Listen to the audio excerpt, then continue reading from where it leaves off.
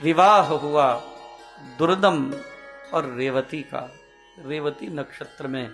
और जब विदाई होने लगी, प्रमुच ने पूछा, बेटी तुम हमारी पालित पुत्री हो, ससुराल जा रही हो, तुम्हें हृदय से क्या चाहिए, बताओ हम क्या दे सकते हैं तुम्हें। तो रेवती ने कहा, महाराज मुझे ऐसा पुत्र दीजिए जो मनु बने, और जो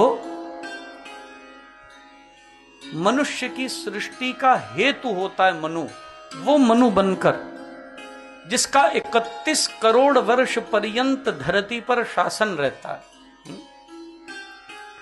महाराज हमें ऐसा पुत्र चाहिए जो मनु बने। प्रमुच ने कहा, बेटी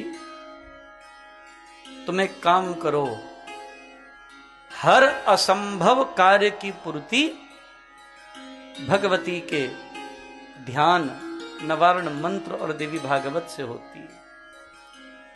तुम 5 बार श्रीमद् देवी भागवत का श्रवण करना, कम से कम 5 बार। रेवती ने कथन सुना अपने पिता का और लोमश ऋषि की शरण में गई और उन्हें जाकर प्रार्थना की, हे गुरुवर आप मुझे 5 बार श्रीमद् देवी भागवत सुनाइए और मुझे नवारण मंत्र की दीक्षा दीजिए। नवारण मंत्र जपती रहती अपने अंतर मन में, लयबद्ध रूप से इन स्पंदनों से स्पंदित होती रहती, आत्मशुद्ध होती रहती और श्रीमद् देवी भागवत सुनती रहती।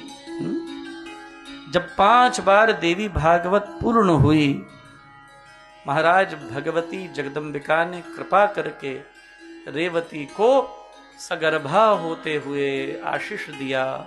सगर्भा हुई और एक दिव्य ओजस्वी पुत्र रेवती के गर्भ में आया।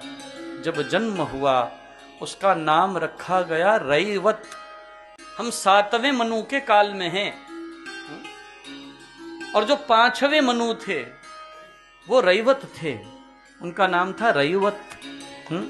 आज के युग में 7वें मनु का शासन चल रहा है। ये सब हुआ तो श्रीमद् देवी भागवत, नवारण मंत्र और जगदम्बिका की कृपा से हुआ। उसकी कृपा के बिना ये संभव नहीं था।